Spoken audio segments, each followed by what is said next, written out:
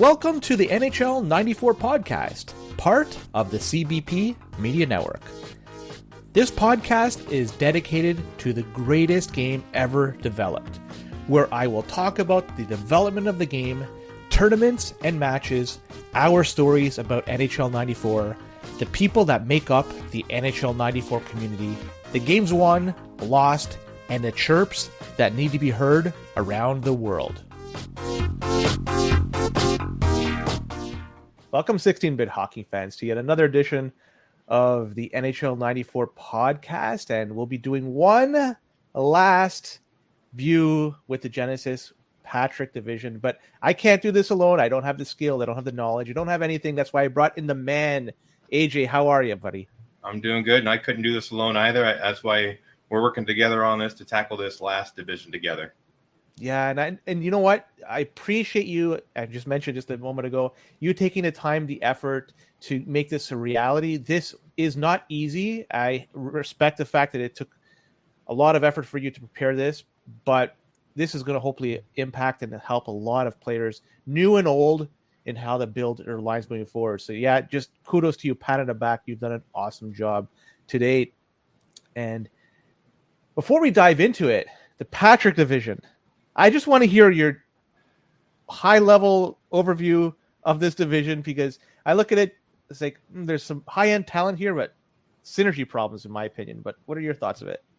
Yeah, that's a pretty good first look at it, where there's a lot of impressive-looking teams here, especially when you look back at the history books. You go, wow, a lot of these teams look like they were stacked, or they were about to be incredible, like the Devils.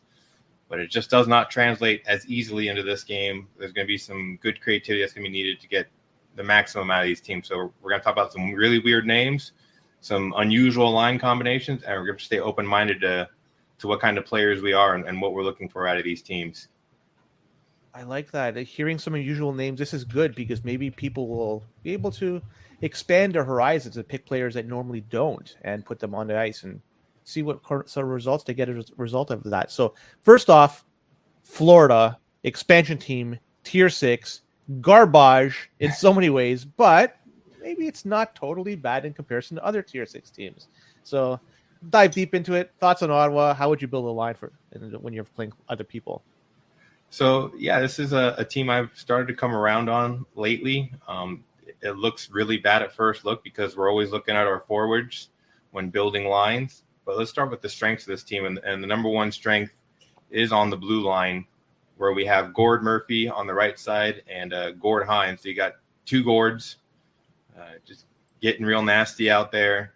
You got your little weight bugger Gord Hines. All he does is hit stuff in user mode. He's not going to do a lot of hitting on his own if you're not controlling him. But when he's in control, 4 weight, 2-2 skating, it's not the worst at this tier. It's actually pretty manageable. And then, the puck skills are pretty bad. You don't really want him to have the puck on his stick too long unless you're Dan TML, who loves to try and, lead the attack with Gord Hines after he makes a big hit, but maybe some caution is warranted there. The guy I would like to lead the attack with is Gord Murphy. He's got the best skating on the team by far, 5 agility, 4 speed. That's elite in any tier and beyond elite in tier 6. He's arguably the best player in the entire tier, Brian Bradley included. You may not get that answer out of some people, but he's a game changer on the back line because he can influence all areas of the ice. He's great in AI, forechecking, and then the shot power, 4 shot power. He can really take advantage of these expansion goalies and really just blow the puck by them if they're kind of falling asleep at the wheel, which they tend to do. Their expansion goalies are pretty bad. And then you also have depth options. Stéphane Richer, the other Richer, Stéphane D. Richer, as he's called in draft leagues, to delineate him from the other Stéphane Richer, which we'll also talk about this in the next team. He's just your standard 9-weight, average skating, average all across the board player. He's right-handed, so he's probably better on the right side if he's paired with Gord Murphy.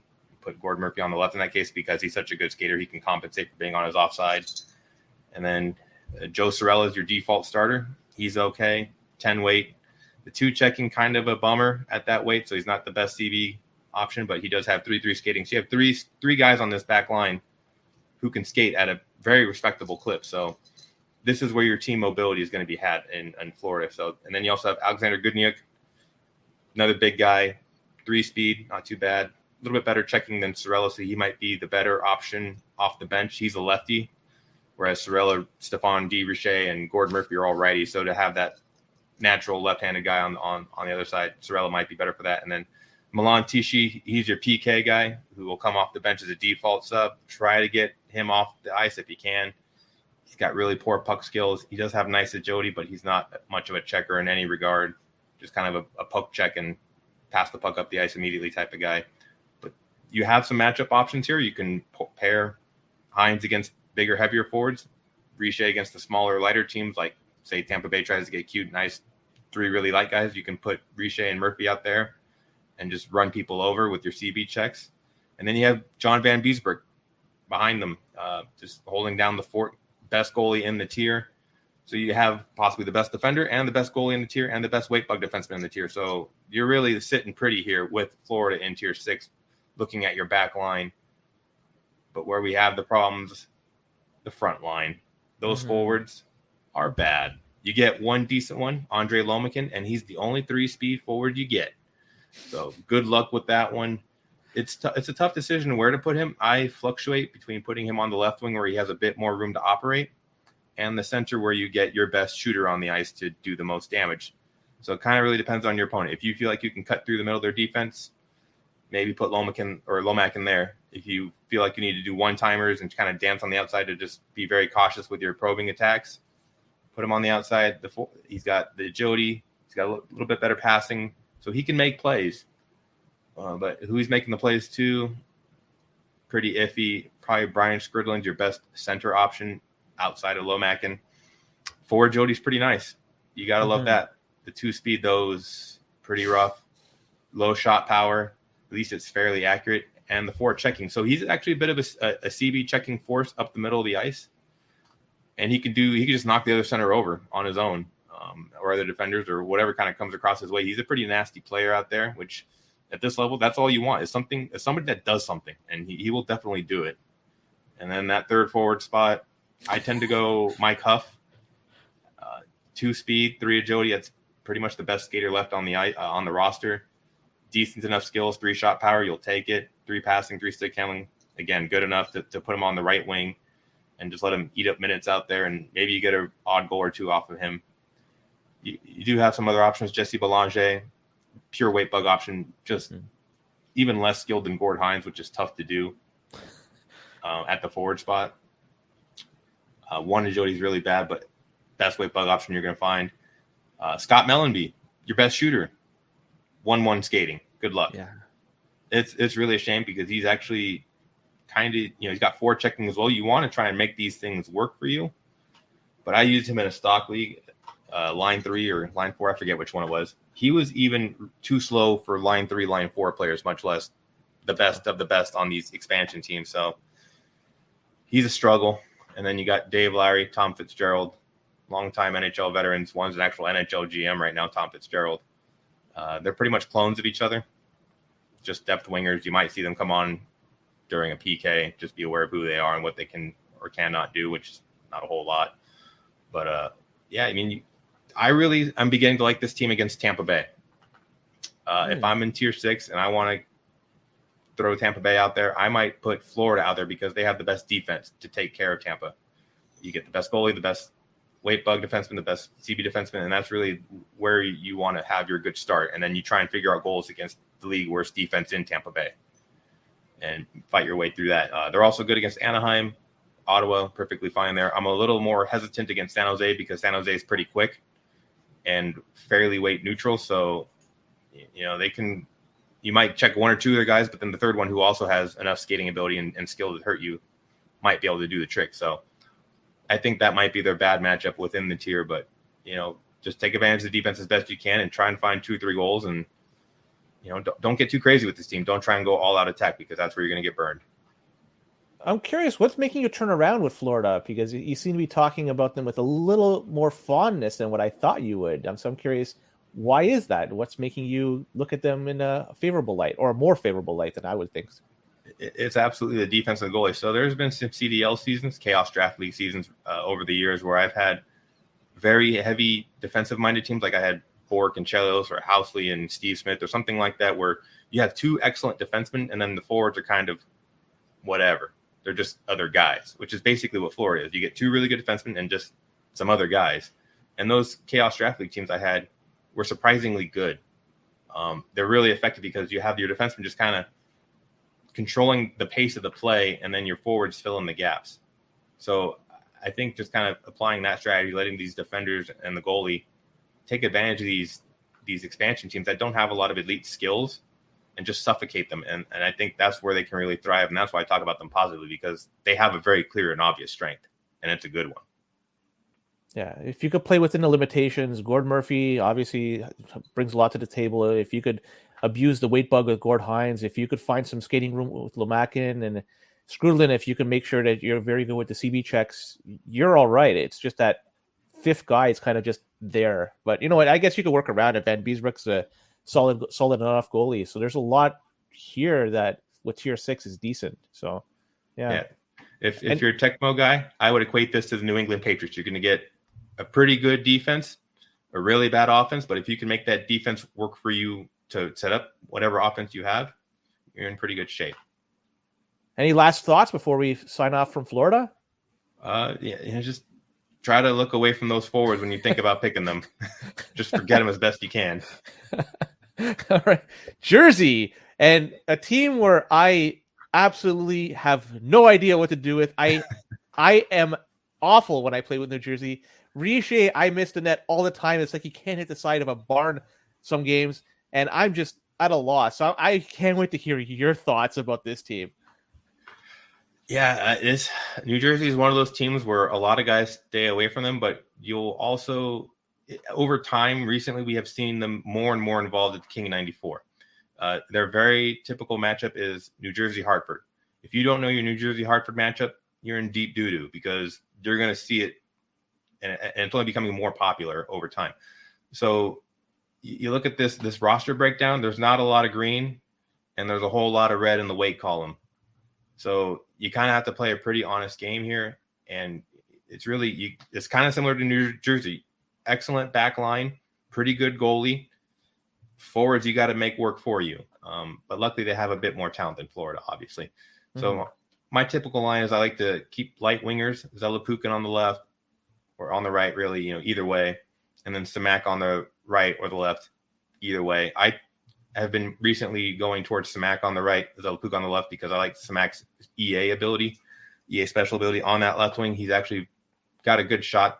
Let's talk about him first. He's got the 3 power, 4 accuracy, and 4 agility. So he's actually pretty good at putting the puck on net accurately and then moving his way towards it to reacquire it and then deposit it in the back of the net. He's also got, 4 stick handling, 4 passing, which is pretty good on New Jersey. You take a lot of these skills. The downside is he has 3 speed, which, you deal with because he's got other people to support him in the speed department. And at least he has the 4 agility. So he's good in tight quarters. Zelepukin's more your pure playmaker. He's got the 3 shot power and the 3 shot accuracy, so not quite as good as Samak, but he does have 4 speed. So he's a bit more dynamic. He can attack down the wing against some of these slower defenders within this tier and make them a little bit uncomfortable. And he also has enough ability to score the puck as well. So you can't just totally ignore him. And when he cuts into the middle of the ice, he's a little bit dangerous there. And they're both these players are eventually going to try to feed the real Stéphane Richer, the one with an actual NHL career, as opposed to the other one we just mentioned. But like you said, he's very inaccurate. 3 shot accuracy, but the 5 shot power, you're going to take your chances with that as best you can. He also has 4-4 skating. He's right-handed, so he moves a little bit better than your typical left-handed guy at 9 weight. He's not very good at AI checking, so you're mostly just getting a fairly dopey power shooting forward who you hope is willing to hit that broadside of the barn and light up the lamp, at least 3 or 4 times in a game, because if he does that, you're well on your way to victory with this team.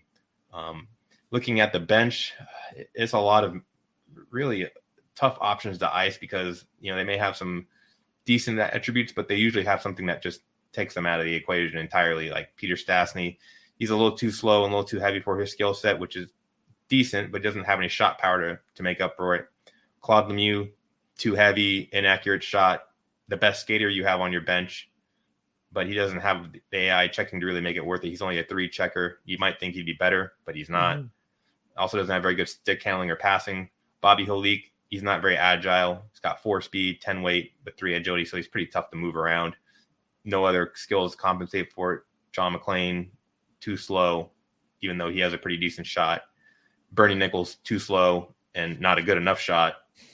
So you're really kind of stuck with these 3 guys, unless, for some reason Samak or Zelapukin are really not skating at all, or you get really frustrated with Richer and you try and put John McClain, I guess. But not a lot of depth up front, but where you do get your depth is on defense, because these guys are just big, monstrous studs that love to throw their weight around. Scott Stevens, Slava Fetisov, Alexei Kasatonov, all 11 weight guys with 4-4 stick handling and pass rating. So once they get the puck, they're moving up the ice really well. They all got 4 agility. Stevens has 4 speed, Kasatonov 3 speed, Fetisov 2 speed. So there's some pretty clear reasons on who to start and why. And you start Stevens on the right. He's the best skater. He's got 5 checking. He's a super mean. He just crushes people.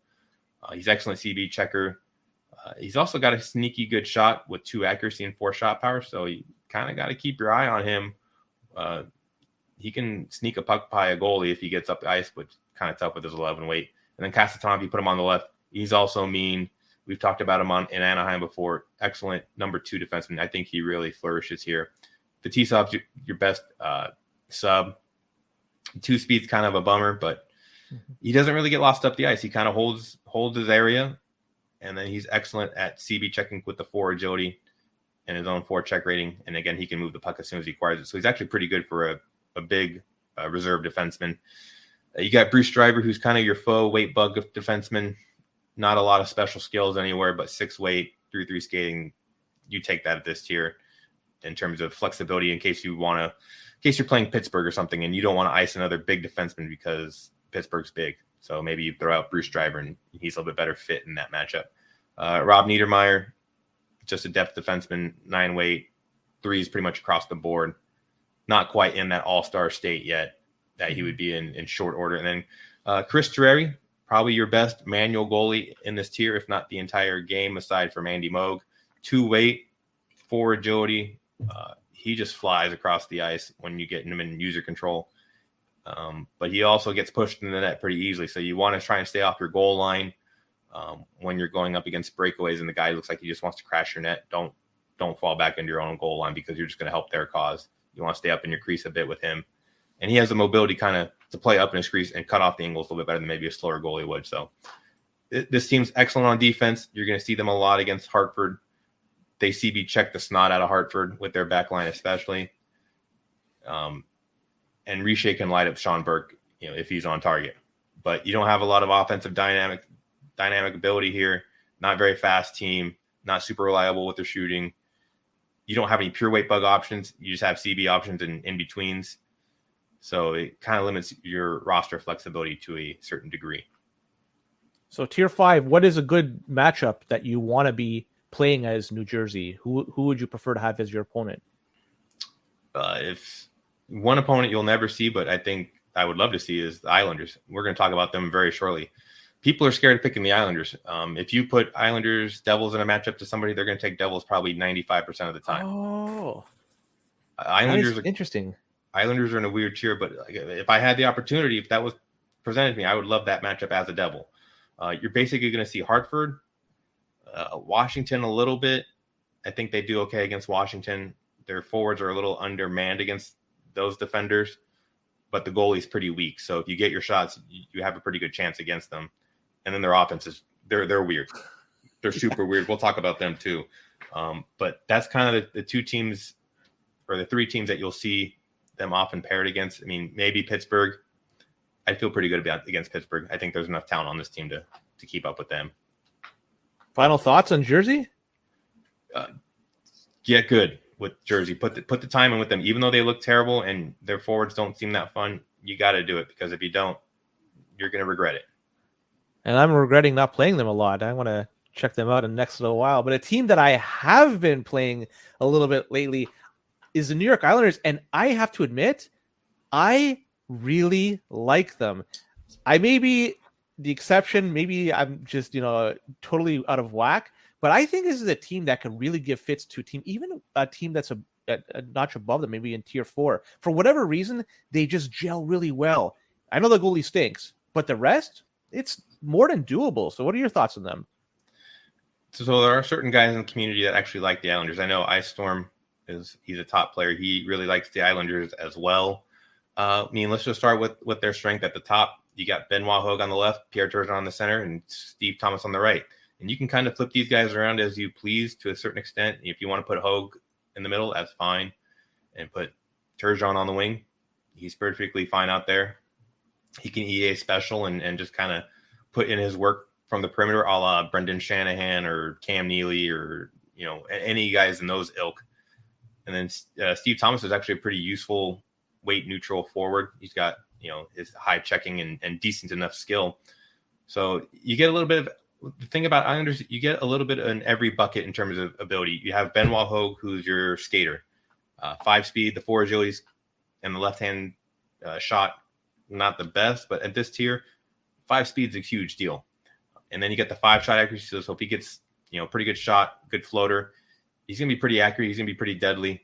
So you really like your chances with him wherever you put him. Pierre Turgeon's your smart 5 offensive awareness, powerful and accurate shooter. He's got the 4 shot power, 5 shot accuracy, 4 agility, 4 speed. So he's just like that really top end playmaker or goal scoring slug in the middle. Some people don't like his heavyweight. Some people think he doesn't have enough elite skill otherwise aside from his shot to really be worthwhile. And that's why some people will shy away from the Islanders because they don't really like Turgeon and Hogue. But if this kind of, feeds your need for whatever you want, they're actually pretty decent once they get to their top end production.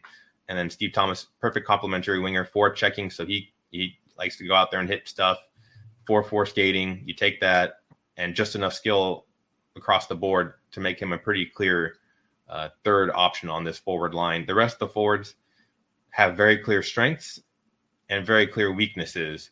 Derek King, he has the same exact shot as Turgeon, but too slow, 2 speed, 1 checking, and 2 passing. So once he gets the puck on his stick, you can't skate away, you can't really pass it accurately, and you can't absorb a check because he's not very agile either. So he's basically just, you put him in the center and you forget about him until you pass him the puck for that 1-touch, 1-timer. So he's the Turgeon sub for me.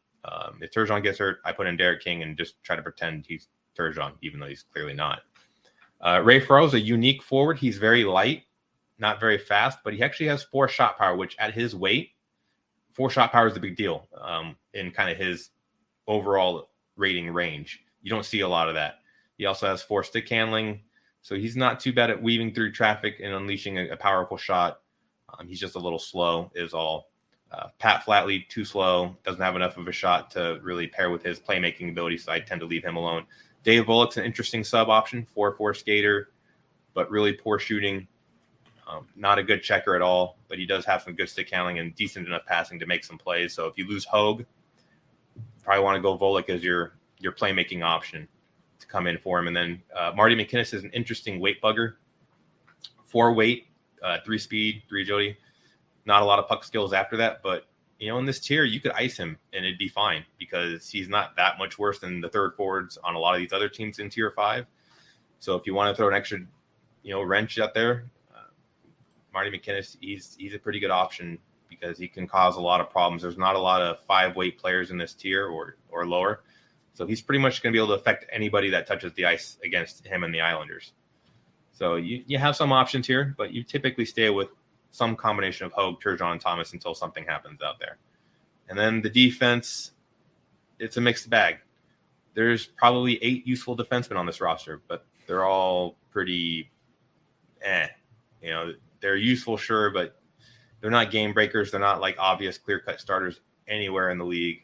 But let's talk about Vladimir Malikov. He's the most skilled, but he kind of begins the theme of this weirdo defense where they have a lot of these guys have high offensive awareness, low defensive awareness, and that really bugs a lot of people in the community where if a defender has even, if they're even equal to each other, the offense and defensive awareness. If the offensive awareness is greater, that's an even bigger problem for a lot of people. It's kind of a hands-off situation. So Malikov, one of those guys, not a great skater, a little heavy, not a super good checker. Does have a good shot, 4-shot power, 2 accuracy. But again, how often are you actually going to get up the ice with him to unleash it? Probably not a lot. So I tend to leave him on the bench. I tend to go Kasperitis on the left. He's your best defensive defenseman for agility, which on this team, that's a huge deal. He's the only guy with 4 agility, and 4 checking. He feels like a must start out of anybody on this team. He's also the lightest defenseman at 7 weight, so not a weight bugger, but he's actually pretty nasty, the CB checker at his weight. You know, a lot of the, like Samak and Zelapukin, for instance, or Peter Bondra, he can CB them with regularity because he's the high check rating, and the 4 agility really helps him play up. And then your other option that you start aside from him, Tom Kerbers, is my usual go-to. He's got a higher offensive awareness, obviously, than the defensive awareness, but he's a little bit easier to handle than Malikov. You still get the same shot, and pretty much every other rating is the same. So I just tend to prefer the slightly better skating option. Jeff Norton, same deal, higher offensive awareness. Pretty much just a different type of Tom Kerbers. Takes away the powerful shot. I guess he doesn't really trade off anything. He doesn't have extra strength. He's basically just a little worse Tom Kerbers. So I take that back.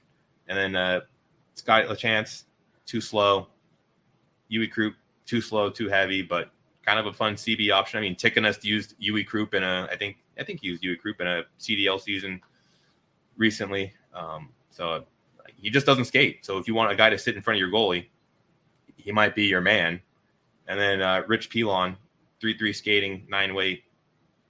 Not too shabby. He actually has lower offensive awareness than defensive awareness, which is unusual on this team, but it's only 2 defensive awareness. So it's not like he's a rogue scholar out there. He's not going to make a lot of heady plays, but at least he can move.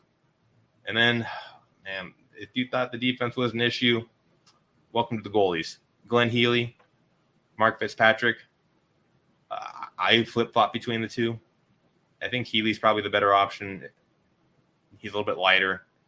He doesn't have as good a puck control, but he might make an extra save or 2 in AI mode with the better awareness ratings. Don't really know, can't quantify that, but that's the lighter weight and the awareness are the clear advantage over Fitzpatrick, who just has the better rebound control. Slightly heavier weight. Both these guys stink in AI goalie, or not AI. Well, they both stink in AI goalie, yes, and also in manual goalie because they just don't move. If you are a frame late on your goalie controls, trying to switch over on a floater or anything, they're already gone. They're going to that post that they are already moving to. You're not going to get them back to where you want them. So you have to be very proactive with these goalies, or just don't allow any shots, which is kind of tough when this team, isn't blessed with a lot of weight bug or CB options to mitigate any attack coming against them. So you have to know when to pick your spots on defense with this team, and when you get the puck, make the most with it, because they're probably the most dangerous team within the tier when the puck is on their sticks. It's just a matter of not having to get that puck off of a center ice faceoff after you've given up a goal.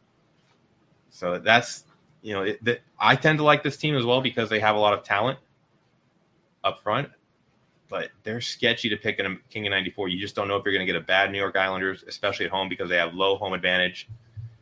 If you put them in a matchup, you're going to get them at home. So you might get, because we all seen a bad Detroit at home. We've seen bad Calgary at home. We've seen bad Hartford at home, bad Quebec at home. These are all teams with low home advantage.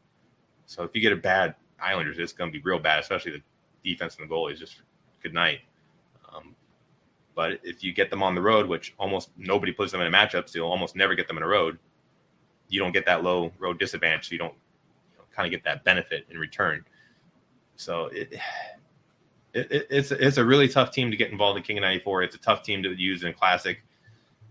They're kind of fun in exhibitions. I'll give them that. Yeah, that's where I think they shine, and that's where I tend to play them mostly. So maybe that's why I tend to have a soft spot in my heart for the Islanders. And Pierre Turgeon, I absolutely love him in the middle. I think that he is just dynamite when you could set him up for those one-timers. His shot is just electric in comparison to other. I don't know why, for some reason, I just think that he's just really good in that position. And we didn't talk about Benoit Hogue and the fact that his draft position in the draft leagues has been slowly going down, right? So people have come to realize he's not as good as what was once thought. Is that really the situation with Hogue? That's an accurate point. His draft stock has been falling season over season for several seasons in a row now. But remember, people are drafting Benoit Hogue either to be their number 1 or number 2 forward in a league that where most of the teams are pretty even with each other. Benoit Hogue within tier 5, he may have his flaws, yes, but he's a very good player in this tier. Mm-hmm. So we shouldn't undervalue him just because he's not what we want him to be in the CDL, because we're asking him 2 different things in both leagues. So looking at it through this lens of tier 5, he's a very good option, and he's very dynamic. There's not a lot of fast skaters within this tier. There's basically Peter Bondra, and that's kind of it. And Bondra's got his own set of issues. If I had to pick between the 2 within this tier on their teams, I'd probably rely more on Benoit Hogue. I think he's more reliable. That's really good analysis. I never considered it in that respect, for him to be in tier 5 and up against other tier 5 teams and players. That makes sense. So, well, I guess the last thoughts. What are your final thoughts on the Islanders before we go to Manhattan and see the Rangers? If there's a team that you kind of ignore when preparing for King 94, this is one to put towards the back of your list. But they can be a fun wild card because you're pretty much going to get them in whatever matchup you pick. So if you feel comfortable with the Islanders, that's good. That could be very useful at a later date. Just be wary if you're going up against AJ and there's a jersey in the looks like you like jersey over this team for whatever reason. But let's go to the Rangers, and a team where I look at individually, the players are really good, skilled, but for whatever reason, there's no synergy. The team sucks when I play with them. Gardner misses the net like crazy, although he has got supreme talent. This team makes me pull my hair out. So what are your thoughts on the Rangers? So there was a long time where I was awful with the Rangers. Just terrible. Probably one of my bottom 3 teams. Like, I'd probably rather pick an expansion team than the Rangers. I was so bad with them. But I was inspired. I think it was King of 94 1. I think I was really inspired by the way KG Man and King Raff, they played. I think it was either Rangers Dallas or Rangers Winnipeg. And I forget which one was which, to be honest. But the Rangers were killing it that game. They were very competitive with 2 teams I thought they were not in the same category as.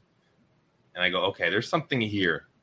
And, it took me like 6-7 years after that to actually start to realize what there was in that matchup that made the Rangers so good.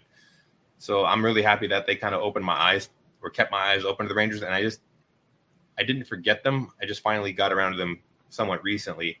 And I tend to really favor the Rangers now, especially within tier 3. I think they have the highest ceiling in tier 3 that can be attained on a more consistent basis. Dallas is kind of tough because you're really relying on the forwards to do a lot of the work, and the defense are kind of an afterthought, whereas the Rangers are more of a team effort. So it's a little bit easier to get that maximum height on that ceiling. So where I like to go is Teakin on the left, not a big surprise. Gartner in the middle, not a big surprise. Here's the big surprise. I've been going Sergei Nemchinov on the right. You'll see a lot of Messiers. You'll see a lot of Amontes, a lot of Turcottes, whoever's. I tend to like Nemchinov. We'll get to him in a bit, but let's start with Gardner. Like you said, he's got his own issues with his shooting, much like Stephane Richer. They have the same exact shot. They cause the same exact amount of headaches, but they can also cause the same amount of joy because, man, can they just blast it by these goalies when they actually feel like hitting the net. And then Gardner's just, the Super Saiyan version of Richer, 5 agility, 5 speed, a little bit lighter, 7 weight, 5 stick handling so he can really slice and dice through those defenses, 5 passing so if defense swarms him, he can actually throw the puck off to the side pretty effectively. And he's, with the puck on his stick, he's definitely a top 10 player in the game, maybe even a little bit higher. He's not as good on defense. He's a middleweight with low checking. So you're kind of just trying to chase down the heavyweights, make them feel very uncomfortable. But when it comes to the lightweight players, you're basically just trying to shadow and poke check, trying to contain the other team's attack, and then let your other better checkers eventually rally to the puck and clean it up. You don't want to just go nuts with Gardner and put yourself in bad situations on defense. So he's amazing with the puck on his stick, one-on-ones, one-timers, slap dekes, floaters, crease cuts, behind the net, pass shots, you name it, he can do it. He's amazing. Tikkanen's a little bit harder to get good games out of, but he's also got 5 speed, 5 agility, very, very useful coming down the wing. He gives a lot of defensemen fits, especially say like the Tommy Sodin. Sodin's not that bad, but if Tikin is really moving that game, he can make Sodin feel uncomfortable. He can make the Quebec defense feel awkward, as well as the Toronto defense. I mean, Toronto's really got to focus in on him. They got to get, either Todd Gill really working, which is difficult, or back checking very quickly with Gilmore. So Tikin is extremely useful in this tier. He's just a little unreliable with the shot, 2 accuracy, 4 shot power. So he's basically a defenseman up there with his shooting. But he's got enough puck skills aside from that. He's great on defense, amazing checker. He just crushes everything. I don't feel like he gets into too much penalty trouble. So he's actually pretty good at staying on the ice, which is really nice when a guy's so aggressive like this. And then Sergei Nemchinov, he's just kind of your solid, brainy winger. I mean, he's got some really unique ratings, like 5 defensive awareness. You don't see a lot of 5 defensive awareness as a forward in this game. And for some reason, I think that might be what helps him get into really good positions on the ice. It feels like he's always there to help on defense. It feels like he's always cleaning up trash on offense. He's usually available for an outlet pass. So he just kind of glues the team together, because without him, I was really struggling to figure it out. This team kind of felt like it was everywhere, but he's the glue. And he's got 6 weight, so he's probably your best defensive forward in terms of weight bug ability. He's got 4 checking, so he's nasty. So you like that. And he's got just enough puck skills. None of them are elite. None of them are all that great, but he's just enough to where you give him a job, he's going to do it usually. As long as you don't ask too much of him. You don't give him the puck and try to tell him to go dictate. But when he has the puck on his stick for whatever he needs to do in that, next half second to a second, he's pretty effective. And I tend to like him a lot. I know other people are catching on to him. I know EA used Nemchinov back in ancient history, like in 2007, 2008. Then we got into a conversation about it before a tournament in Minnesota this February where I mentioned Nemchinov to him. He then picked the Rangers in a matchup against, I think it was Scribe, and Nemchinov scored like 4 or 5 goals and helped them lead him to a win. So, Nemchinov looks kind of weird, but experiment with him. He's actually pretty good. I tend to like him a lot better than Marc Messier as the other support winger on this team. I mean, Messier is clearly the better player in a vacuum, but on this team, I just don't think he works quite as well. He's the heaviest guy on the team that you're going to ice up front, 10 weight, 4 speed. It's good. 5 agility. He's actually a pretty good skater. He's got 5 stick handling, 5 passing, 5 checking. Dude is loaded with amazing ratings. Very poor shooter, though, and he's not a great puck carrier. And you'd rather give the puck to Tikin and Gartner anyways because they're more dangerous. So I don't have a lot of utility for Messier on this team, but he's probably my first sub off the bench if something goes wrong. And then you have a lot of very similar guys after that. You have Turcotte, Graves, Amante, very similar players. You could probably put all in the same bucket. Ed Olszek's your best, CB forward. He's actually fairly decently skilled, but he's a little slow for this line, so I tend to leave him out. And then Phil Bourque, just be aware of Phil Bourque. He's a PK sub on the left wing when Tikkanen goes to the box. He does have 4 speed, but not a whole lot else to go with that. So I tend to sub him out for Nemchinov or whatever right winger you may be using to get Bourque out of it, because he's not suited for this tier, even in a PK role. So those are the forwards I roll with, the top 3, and then Messier is kind of my number 4. And then the defense, I like the defense here. It's really natural. You got Leach, your weight bug defenseman on the left, and your right-handed CB checker James Patrick on the right. Super clean duo, really complement each other well. Leach has a ton of skill. So the weird thing about Leach that keeps him from being a legit number 1 defenseman, I think, is his lack of speed. He's got 3 speed, but 6 agility. This is a super unique situation here skating-wise. So he's very useful in creating breakout passes because he can gather the puck, dodge that first check efficiently, and then move the puck up the ice with his 5 passing. The thing you need to watch out for with Leach is if you get too close to the guy receiving the pass, his passes just zoom off his stick, and the puck will just explode up in the air, and you don't know what's coming back the other way because the other team might get it and might catch you flat-footed. So longer the passes, the better with Leach, especially from your own zone. Just keep that in mind. He's not an excellent shooter, so I wouldn't try and get his shot involved or try and get him involved in a deep game. Just whatever offense comes his way, let it come naturally. Don't force it. James Patrick, excellent CB check defenseman, 4 checking, 4-4 skating. He could be a number 1 in his own right, and he's got good enough puck handling skills. He makes great breakout passes as well. So I think this is a much higher end defensive pairing than Dallas. And that's where they really set themselves apart, I think. Kevin Lowe's excellent number 3 defenseman, agile, good checker, no real weaknesses in his game. Excuse me, other than he's a little bit of a middleweight. So you kind of have to know who you're trying to check and when and why with him. It's a little bit less clear than with some other guys. And then Zubov's a default sub. Just be aware of him. He's basically as vanilla as they come. No chocolate syrup on him.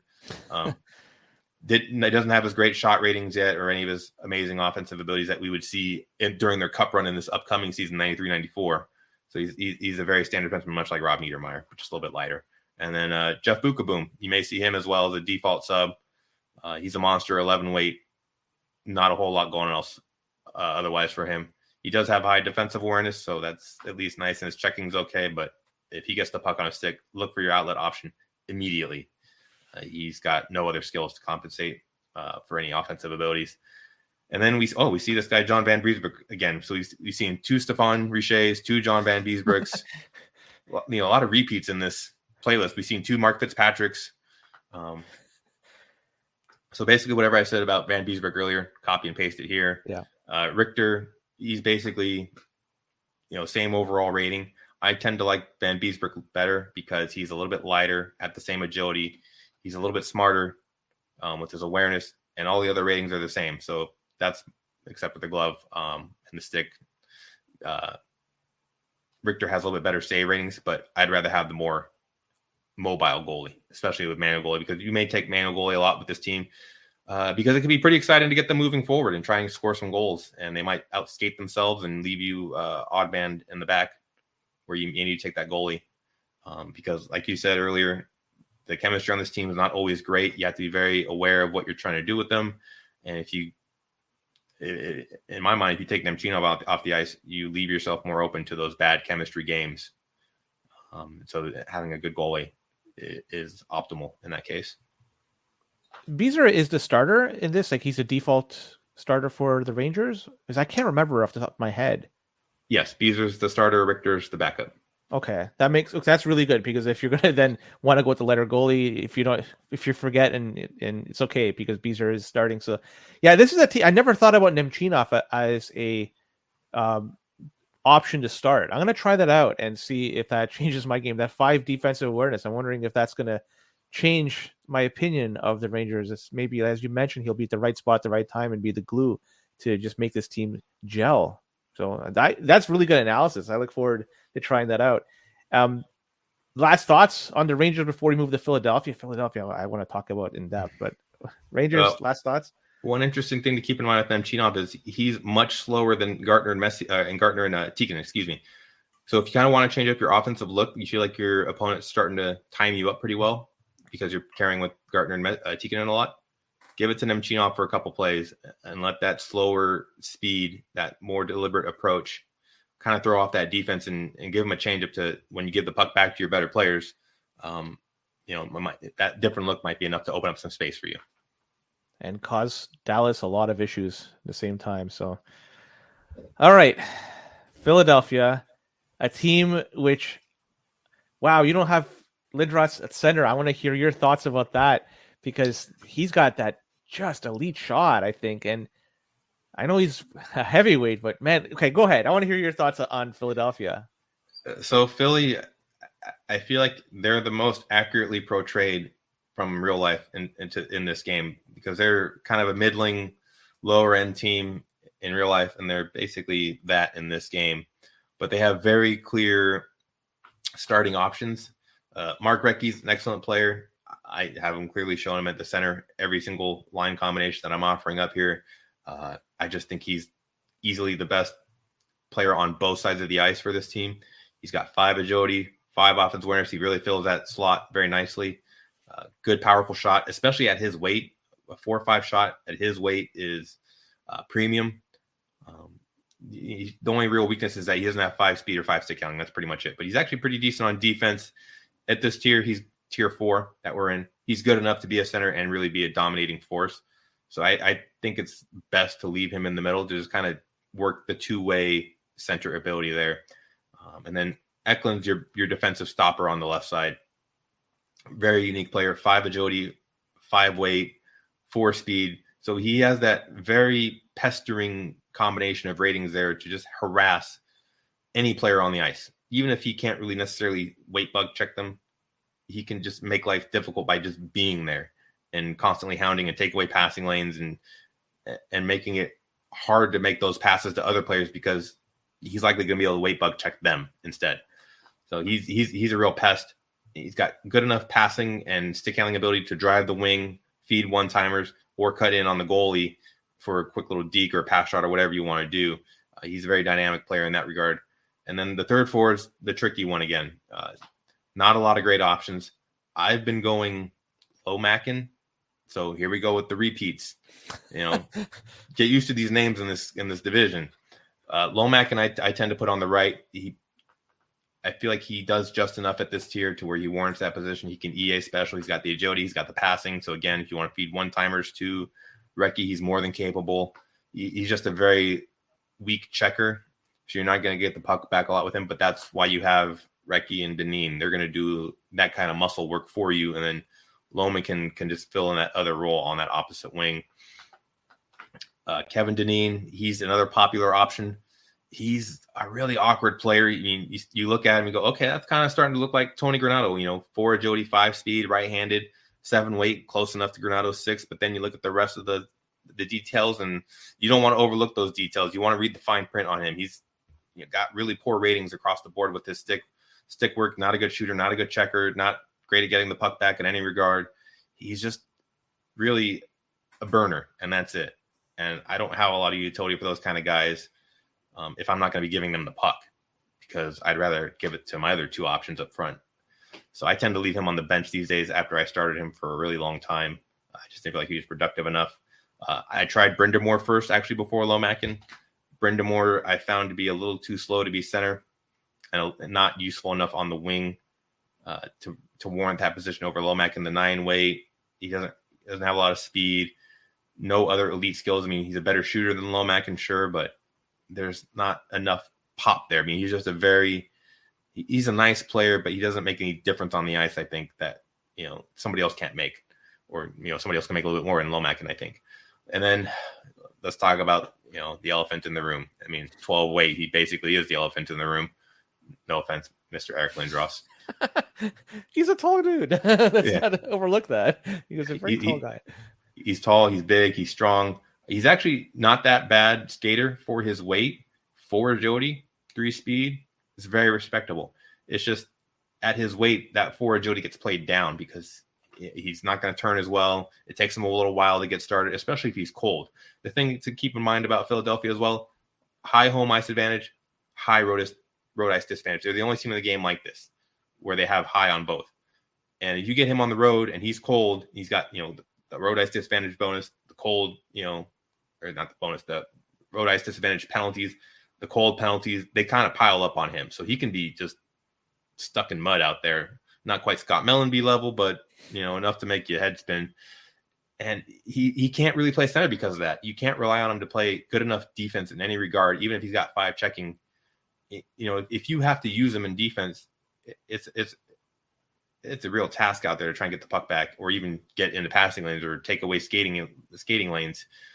He's just not a good enough skater, and his shooting, I mean, he's easily the best one-timer option out there with the 6-shot accuracy, but I'd rather just leave him on the wing and pretend he's Brendan Shanahan and try and EA special and kind of cut into pockets of the defense, make things uncomfortable for them, because he doesn't have enough skating, especially on the road, to be a real factor out there, as a net positive. You're going to give up a lot with him and to try and get something out of him. So I tend to just bench him. I even if I lose one of my forwards, I tend to overlook him still because he's just really hard to get out there. I mean, I think there was a game recently in Minnesota where I actually did ice Lindros because the rest of my team just looked like trash, and he was okay. But even then, it's just like a lot of stuff has to go wrong for me to want to put him out there. And then Keith Acton, he's your 1 weight bug guy on this team, 4 weight, 4 checking, kind of really unique rating set, but 2 agility, 2 speed. He's clearly at the end of his career after being a very useful forward for Montreal throughout the 80s, but less useful here in the 90s for Philadelphia. And speaking of less useful, let's take a look at this defense. Definitely less useful. I would consider it bottom 5 in the game, maybe worse. And we're talking about a tier 4 team. So that's how much work these forwards are having to do for Philadelphia. Their forwards are probably tier 3 worthy. Maybe if they had a better third forward, you could even talk about low end tier 2. But these defensemen really drag the team down. You don't have a lot of options in terms of diversity. You basically get 2 guys who are exactly the same, and Yushkevich and Hoggood, middleweights who are agile with not a whole lot else going on. You get Gary Galley, who got done dirty in this game. He's a very useful defenseman in real life. I think he actually had 50 or 60 points in this season that the game is based on it, but he's been saddled with 2-2 skating, 2 shot power, 1 accuracy. It's like, what are you going to do with this guy? He's, he doesn't have any other ratings to offset any of that. And then you have Gord Hines, again, repeats. I feel like a broken record here talking about expansion players. Gord Hines, he's actually pretty useful on this team. I will start him in matchups where I think it's beneficial to have a weight bugger out there as opposed to another middleweight.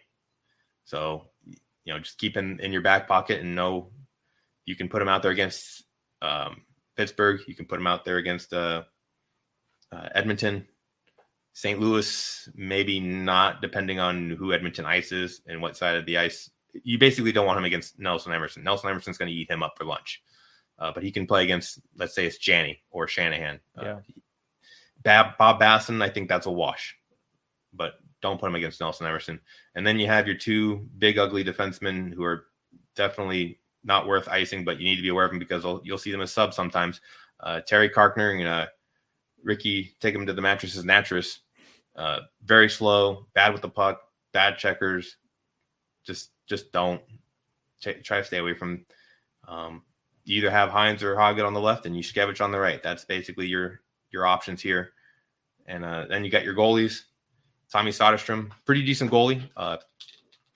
Probably in that tier with Essensa, just below Potvin, probably with Joseph and Barrasso. But I'd say he's maybe the best manual goalie in that tier. 3 weight, 4 agility. Again, you want to keep him off the goal line because he can just get pushed in by heavier forwards, crashing his net. And you want to make sure that you just have him at the top of the crease. He's really snappy. He can cover a lot of ground. Very reliable, even in AI control. He's reliable for the most part. And then Dominic Rousseau, we'll just mention him very briefly. He's one of those borderline starting chaos draft league goalies. Pretty even across the board ratings. If you want your just standard, no nonsense goalie, he might be good enough to start for you or be part of a rotation. And then Steph Beauregard, worst rated goalie in the game. Let's just point and laugh. 0 offensive and defensive awareness, dragging his ratings down. Oh, Stefan Beauregard, you got screwed over here. I can't overlook this. Rick Natras with the 3-shot accuracy. You see a lot of.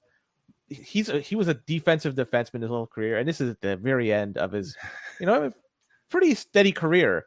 3 accuracy. How does he get that? I'm shocked. That's quite an anomaly. He must have had like 3 goals on 20 shots or something. They typically based shot accuracy on your shooting percentage for that season.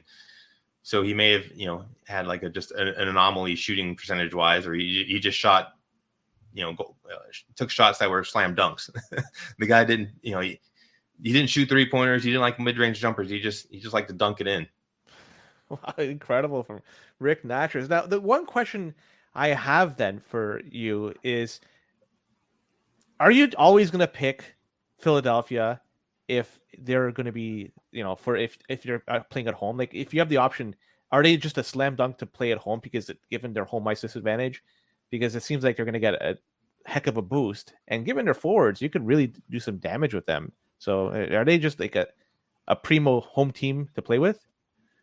Yeah, so this is the team that you see people call more often than not because of that high home ice advantage. If you're picking the other team, you're giving somebody a very good advantage at home.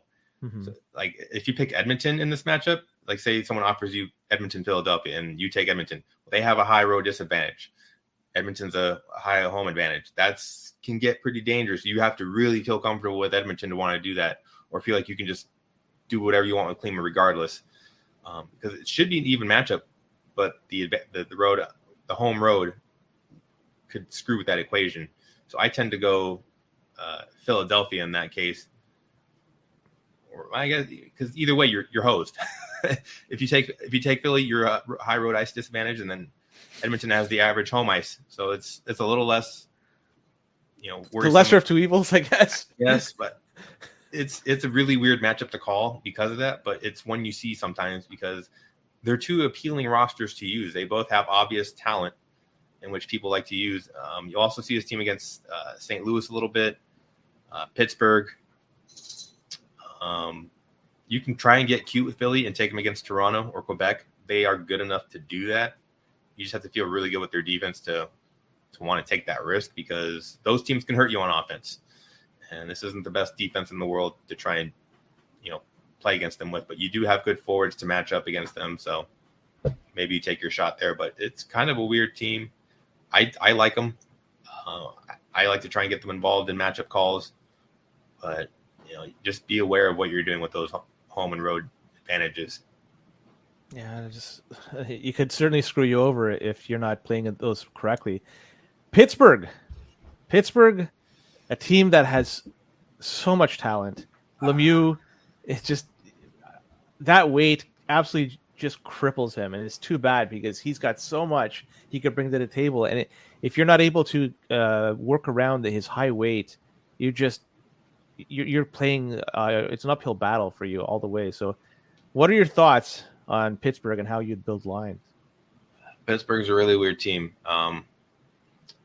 Just fun fact, they're the most often picked team in King of 94 that are part of really bad matchups. Because people think, it's 92, 93.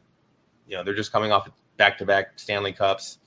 Lemieux, Yager, blah, blah, blah, blah, blah. They're amazing, right? Well, no. So if you're fairly new to competitive 94 and you like to use Pittsburgh against your friends at home or against the computer, let's get this into your message across the board here real quick. Pittsburgh's tier 4. They might even be your tier 5 if you're not good with big teams, because Pittsburgh is a big boy team. They might be the biggest in the game, and that's not a good thing in 94 Genesis-wise. And also there's some confusion because in SNES, they're arguably the number 1 team. Here they're maybe 16th or 17th, if we're being generous. Lemieux, he's clearly the best player. You have to start him. I tend to put him at center. He's got the shots. He's got even as a guy going one-on-one against the defensive goalie, I still tend to like him because he has enough stick handling to kind of shake off some checks. He's got great agility. He's right-handed, so he's pretty evasive at his weight. I would personally love to put him on the left wing and just let him be the ultimate EA specialist, but you don't really get that luxury on this team because he doesn't have a lot of support aside from that. So Lemieux in the middle, I think, is your best bet. And then Joe Mullen, I think, is a starter. He's a lock on the left.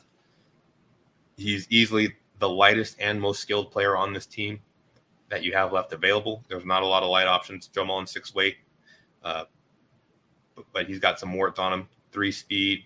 The 4 agility and being right-handed does help. He kind of feels like John Cullen out there with a bit better shot. He's got 5 shot accuracy, but the 3 passing. So you're trying to set up a one-timer center in the middle with a guy who's not much of a playmaker.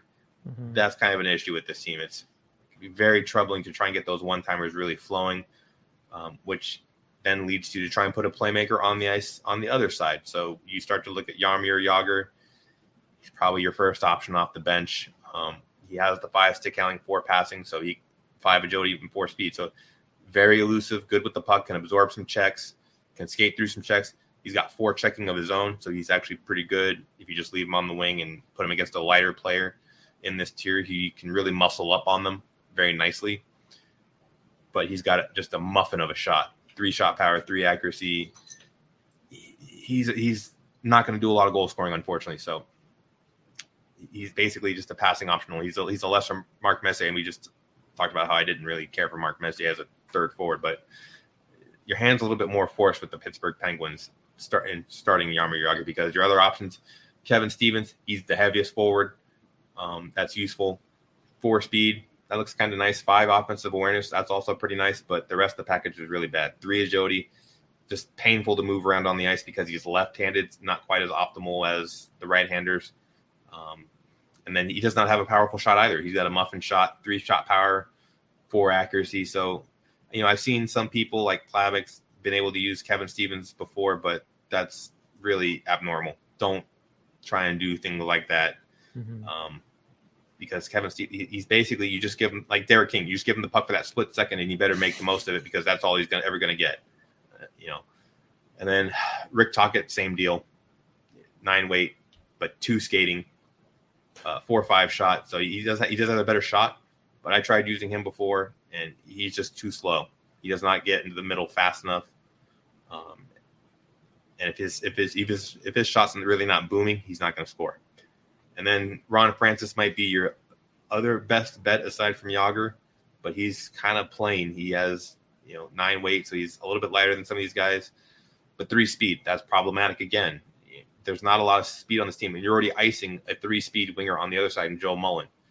So having 3 speed on each wing, you start to feel like an expansion team with just super skills, and they're not even that super skilled, to be honest.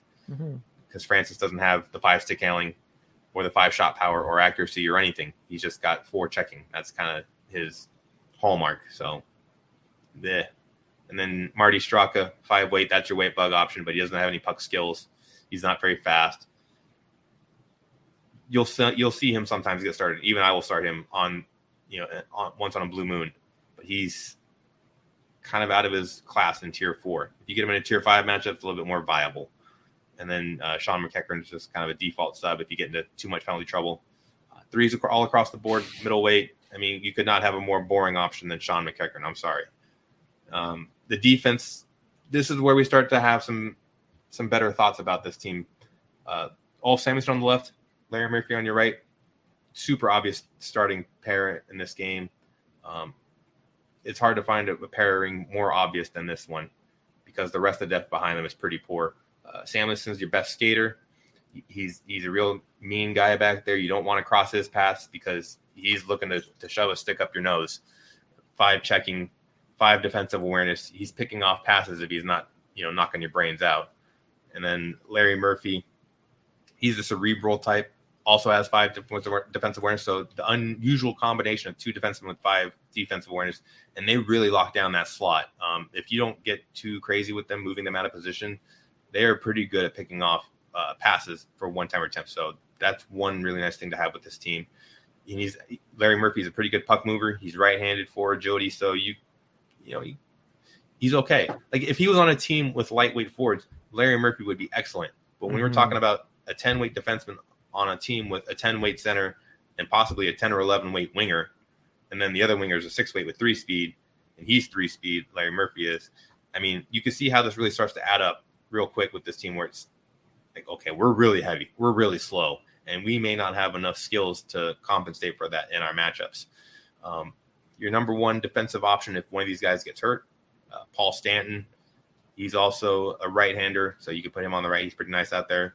He's got 4 passing, 4 shot power, so sneaky shot power. Good enough skater at this tier to be worthwhile.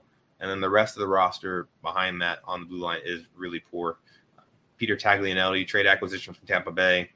Probably should have left him in Tampa Bay. 2-2 skating, 9 weight. I mean, the 4 checking is nice, but there's not much else here to be excited about. Michelle Samuelsson, not related to Ulf. 14 weight. That's a big dude. That's UA group size. 2-2 skating again. DC's right-handed, so he's on the more premium side of the ice where you have less depth. 4 checking. Again, 4 shot power, but 1 on earth. Are you ever going to cross the opposite blue line with Michelle Samuelsson? But if you ever get a goal with him, that's cool. And then you have a Ramsey. He's kind of my favorite sub after Stanton.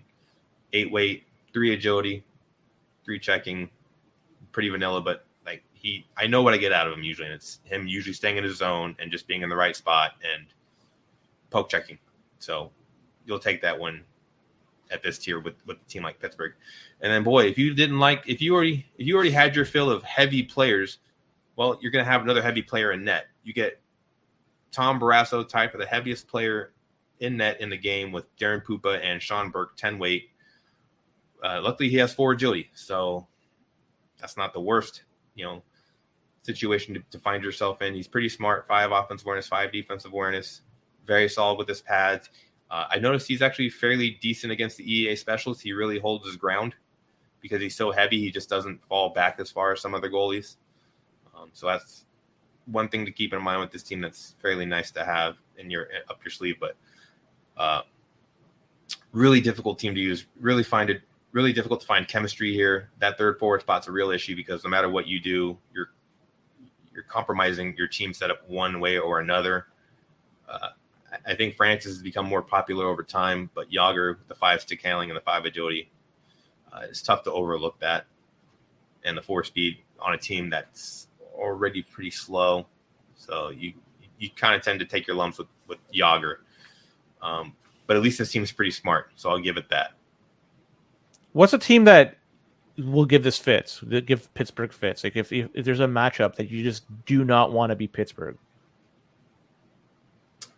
Within their tier, I'd probably say St. Louis.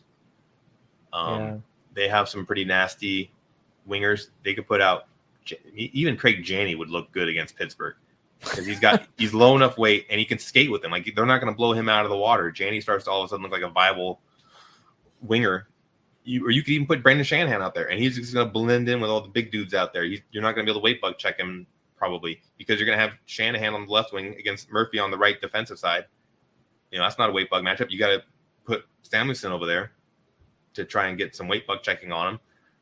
And then you kind of take your defense maybe a little bit out of their comfort zone to make that compensation. And then, they could put Kurt Giles out there. And Kurt Giles is terrible, but he's light and he skates just well enough to where he can maybe cause some problems for Yager and Lemieux. And then Brown can just CB check, Mullen. So that's a matchup I don't want to see if I'm Pittsburgh. I also don't want to see anything against Philadelphia. Philadelphia skates too well, and they make their defense look viable because Yuskevich and Hoggett can just weight bug check most of Pittsburgh pretty easily. They also have very dynamic forwards that are tough to contain. I don't want – even Washington's a little weird. Like, I'm a little skeptical of Washington because Bondrick, he also gets played up in that matchup because he's very fast and he can put Pittsburgh on their back heel. So if Pittsburgh's a little cold and Bondrick's looking a little hot, all of a sudden you're in trouble because also their defense can kind of cater themselves to whatever they want to do. They can either weight bug you or they can CB check your big dudes because, their defense just happens to be even bigger. So there's a lot of matchups I'm not super comfortable with when it comes to Pittsburgh. One that Edmonton also scary because you have to stop Klima. That's tricky. Yeah. But the rest of the matchup's not so bad. But if Klima lights you up, you're done. It's incredible to see the disparity between, and you were talking about it earlier, between Genesis and Super Nintendo, where this team on Super Nintendo is one of, if not the best, and in Genesis because the weight bug taking into consideration, they're just middle of the pack at best. That's such a huge disparity. It's too bad because this team, coming off 2 Stanley Cup wins in a row, and they gave the Islanders, went to 7 games into overtime, so they did pretty good that year. So just whatever. It's just too bad. So sad for Pittsburgh. Any last thoughts on them? Yeah, if you get spoon-fed a matchup with Pittsburgh and say Detroit, King of 94, just take Detroit. You're not getting fooled. The other guy he's unfamiliar with the scene. That's all. So aside from that, I tend to stay away from Pittsburgh. But and just almost always take the other team in the matchup unless it's like Tampa Bay or Hartford or something. Then okay, Pittsburgh becomes pretty clear-cut choice then. Last team before we wrap up everything, in fact, Washington Capitals. And I just have to say this before we go into Washington Capitals.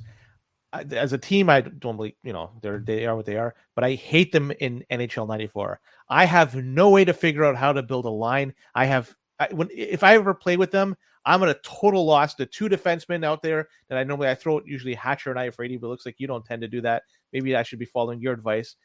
They're so heavy.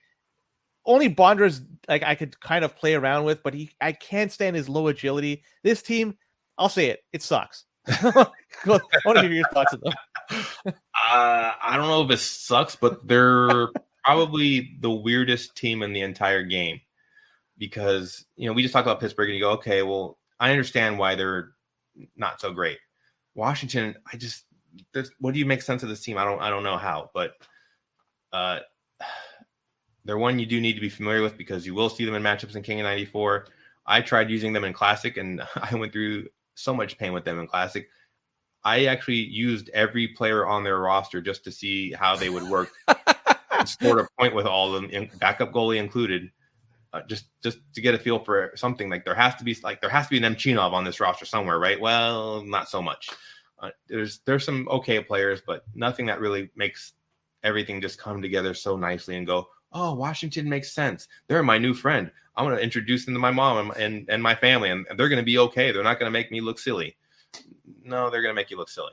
But there is some utility here to be had. I mean, Peter Bondra is a 6-speed forward. That's, definitely worthwhile in this game. There's not a ton of 6-speed forwards, but he's got forward agility, so he handles like a truck. And if he's cold, you're never turning left or right with him. You're just staying in straight lines. You're looking like Randy Wood. They're going to look each other in the mirror like Spider-Man, and they're going to have that meme pop up on the Jumbotron.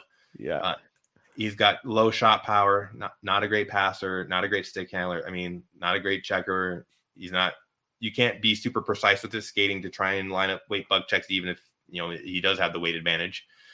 He's just a very difficult player to use, but when he's used correctly, he's super dangerous because 6-speed is 6-speed and speed kills, like John Madden used to say. So at least he has that going for him, and it's something unique that no one else in this tier, it's tier 5, and no one else on this team has. So you have to note these special abilities when you can.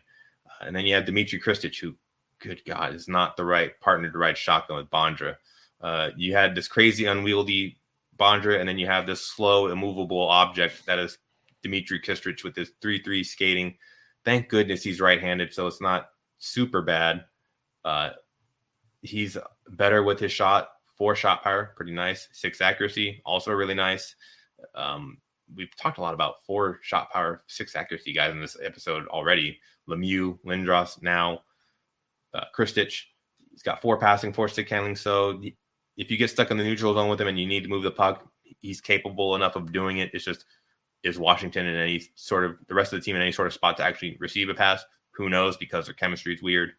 So he's not very good on defense as Kristich. He's basically just a sniper. Or you put him on the off wing on the left side, make him an EA specialist and a sniper on one-timers, for those horizontal passes across the slot. And then we have the third forward conundrum yet again in this episode. Do you go with Mike Ridley, the default starter at center, and move him over to the right wing? He's probably your most skilled player that you have remaining on the roster to choose from, but 9 weight. You already have a very heavy defense, which we're going to talk about shortly. So he's I tend to go with him, I'd say about 50% of the time. And then the other 50%, I go Bob Carpenter. He's a little bit lighter.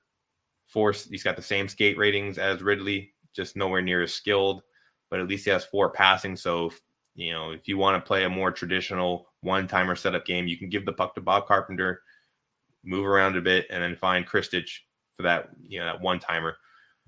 The rest of Carpenter's skill set pretty poor, so not great on defense. So you really have, if you go any of those 4, really any combination, you don't have a good defensive forward among them, which that's awkward to try and get the puck back, especially on the forecheck. You would like to get a forecheck working with this team because you have this nails shooter at center that you just want to set up for easy one-timers, but you have a real hard time getting the puck back. And there's no weight bug options on this roster. There's no CB options on this roster. There's no other playmakers on this roster. I mean, Kelly Miller, kind of vaguely interesting, 4 skating, 4 stick handling, 4 passing, but 8 weight, not a good shooter, not a good checker. Again, you're not going to get the puck back with him. You already kind of have your 4 skater on the side with Ridley or Carpenter. So he's kind of redundant at this point. Let's see. Michael Pavanka, too slow, even though he's a decent playmaker. Really tough to put on the off wing in this tier. A lot of guys can just kind of skate right by him, and he's not aggressive enough or good enough at getting the puck back to make it worth your while. Pat Elyanek, if Kristich gets hurt, this is my go-to replacement as a sniper. 3-shot power, 5-shot accuracy. Just put him at the center and let him work his magic from there for a period or two because he's actually pretty useful. But lack of skating's a little bit troubling. And then Dale Hunter, he's your brainiac up front, 4 offensive awareness, 4 defensive awareness, 4 checking. He causes a lot of problems up there, but he also causes a lot of problems when he has the puck because 2 agility, 2 speed. He's not dynamic at all. 2 stick handling. Going to be tough to catch a pass with him or hang on to the puck when he's going through traffic. But he's kind of interesting. I think there are certain matchups where you can maybe ponder about putting Hunter out there because he's a Nemchinov light in that he kind of knows where to go, but he's nowhere near as useful as Nemchinov. So I tend to shy away from him a little bit more than the rest. So basically, you have your top line: Kristich, Bondra, Carpenter. And if you want to do one-timers, put Kristich in the middle. If you want to do one-on-one type stuff, put Bondra on the left wing. I think he has a bit better time of it on the left wing. A little less trap for him to try and move laterally through and use that lower stick handling to try and navigate. So that's where you should start and then move things around as needed. Defense, that's where this team really shines. That's where you can really tailor your line to the opponent, where you have Al Iafrate, who's a must start, CB checking monster, 11 weight, 4 check, 4 agility, 4 speed, really unique set of skills at that weight, 6 shot power and 2 accuracy. So he's actually a little bit better shooter than Al McInnes. He can be kind of fun to get involved on offense. You just got to be very careful and pick your spots, because if you lose him to a check, you're in bad shape, because like I just said, you don't have good forwards to go and get the puck back. You're basically left with your other defenseman and a really poor goalie. And your other defenseman, I tend to go Kalle Johansson on the left, Al Iafrate on the right. I like Johansson. He's a nice, steady defenseman. 4 agility. He's basically Igor Kravchuk. 9 weight, 4 agility, 3 speed. That's very similar profile to Kravchuk. He's pretty good at moving the puck up the ice as well with the 4 passing and 4 stick handling. And he could even shoot a jumper himself with the 4 shot power. So he's a pretty useful defender. I think he's a perfect number 2. If you're facing against a bit heavier team, say you're facing against Pittsburgh, I might bench Johansson for Sylvain Cote. Very average defenseman. Not a whole lot going on here other than he's 6 weight in the right-handed shot. So you can put him on the right-hand shot side, Iafrate on the left. That's very natural. And Cote is perfectly fine. He doesn't have a clear weakness like some of these other weight buggers that we've talked about, but he's not as much of a weight bugger as, say, as Gord Hines or something. He's a little less so than that. And then Kevin Hatcher, really confounding player. I've seen him try and get utilized in CDL to various effects over these last few seasons. I mean, he can be surprisingly good. He can also be unsurprisingly bad. 3-3 skating. You could work past it as a defenseman, especially being right-handed, but 12 weight, that's once he gets the puck on his stick, it's open season on him. He can be weight bug checked at the drop of a hat, and you're in real rough shape with him. He's also got a great shot, 5 shot power, 2 accuracy, but it's even tougher to get him up the ice to unleash it. But at least he's a 4 checker, so he's going to knock some people over on his own. And when he does get the puck, he's pretty good at moving it with 4 pass rating. So at least there's that. And then Paul Cavallini is your depth defenseman. You'll eventually see him sometimes as a default sub. 10 weight, 3 agility, 3 speed. Not bad everywhere. Not bad ratings across the board, to be honest. But you might even start him on the Islanders if you had to. But with Washington, he's just a depth guy. You might even start him in Hartford. Who knows? But little not quite as useful here in Washington, but not a bad name to have off the bench. And then Don Beaupre in net. Longtime veteran, but not kind of at the end of his rope here. He didn't have too many more useful seasons after this one. Eventually went off to Ottawa and got lit up. Yeah, just like any other goalie. Not really his fault. That's just you played in Ottawa, you got lit up. But in Washington, he's kind of like the last useful goalie in the game, especially in Chaos Draft League leagues or drafts. He's basically the last guy you want to pick because he's got 4 weight, 3 agility, so he's quick enough. He actually feels kind of good because he's not so fast that he's flying around everywhere. If you want a more controlled, little bit more steady option than, say, Terrari or Moog or something like that, or John Casey, Beaupre's got a little bit more heft to him, and he feels pretty good. And his pad rating's not too shabby. So you feel okay with Beaupre if you're a really good manual goalie guy. If you're not a good manual goalie player, Beaupre is a bit of a liability. You got to really limit the shot attempts, especially in the slot, because he's going to have fits trying to stop them.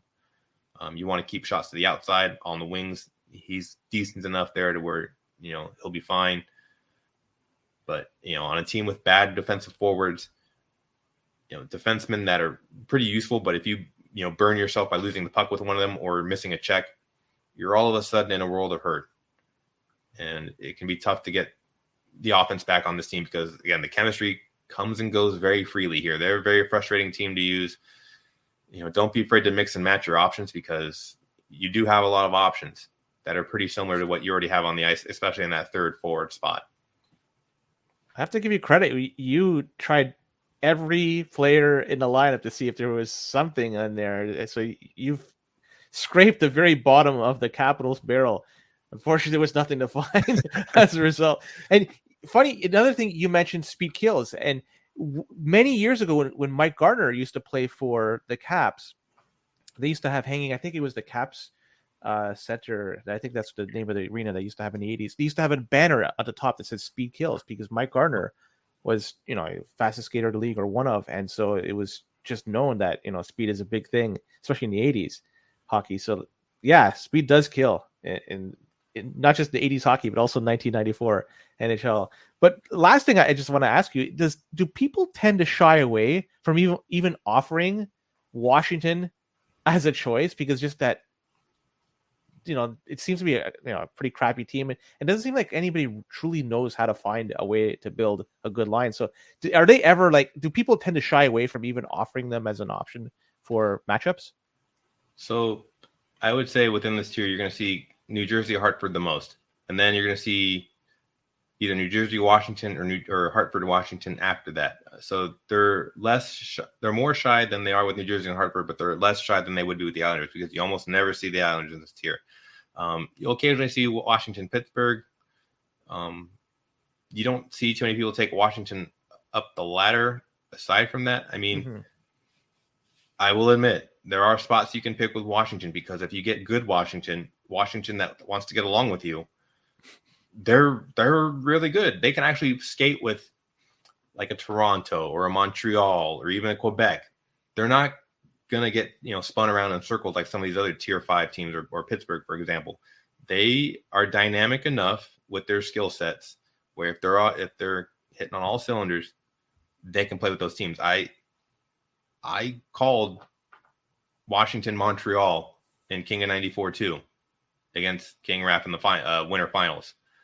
And I was down a game, so I did it because, if I lose, I don't want to show him a good matchup, and he might think, oh, I beat him, like he's on till he picked Washington. What's going on with this guy? So I'm trying to find a way to squirm into his brain a little bit because he was clearly the better player at that point. I was kind of not in the scene that much for those last 7 or 8 months. I was kind of showing up to the tournament going, okay, let's just see what happens.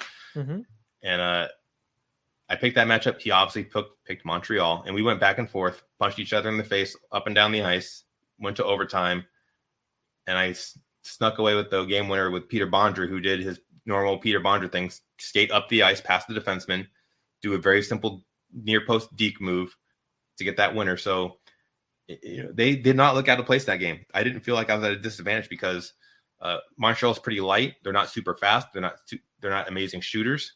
So I felt like my goalie wasn't at a huge disadvantage in that matchup. I felt like my defenseman could just CB check them if I lined them up right or skate with them at the very least because they're at least mobile. And then the offense, I felt like I had enough offense speed-wise, shot power and shot accuracy-wise with Kristich to at least make Waugh think twice about what he's doing out there. It's not just going to be really simple for him. And luckily they were kind of, firing on all cylinders, and they made that game happen and kind of propelled me towards that eventual King of 94 win. So they're a real wild card team. They're frustrating. I still get frustrated by them. It's very difficult to be consistent with them. But if you pick your spots and if you know your roster and you know what you're going against, you can surprise somebody with them, and they won't know exactly how to deal with them because they don't see Washington every day, especially against tier 2 or tier 3 teams. They just there's not a lot of game tape. There's not a lot of knowledge. There's not a lot of experience out there against Washington. So they're a team you can sneak up on somebody possibly and make things happen. I could guarantee you I'm not going to be one of those players that can make things happen with the Capitals. I could lose with grace. That's about it. Any last words before we sign off on Washington and basically sign off on the whole series? This is it. Just I hope everybody learned something. I know these podcasts got longer and longer. This division had 7 teams in it, so I hope you had like a nice long walk or good workout session, or you're mowing the lawn or something. And you have a huge 2-acre lawn to mow it with this podcast in the background on. So I hope everybody learned something and enjoyed it, and just want to thank you for helping provide this information to everybody, because if it wasn't for you, I'd still be harboring all this knowledge in my head, and it would just be on the forums for people to read through. So it's been very positive to help modernize this, and I just want to thank you personally. No, it's my pleasure. This is something I think needed to be done. It was on the forums for some time, but this series we were able to bring it up to 2024 knowledge. There's a lot of new information. Nemchinov, to be specific, we could use that as the poster child of everything we've learned. But it's been a fun ride, and I want to thank you for participating. This has been awesome. So thanks a lot, AJ, for this. And with that, I think we're done. We are done. That's it. So hope you enjoyed it. Keep your stick on your ice controller plugged in, and kick some butt. Take care.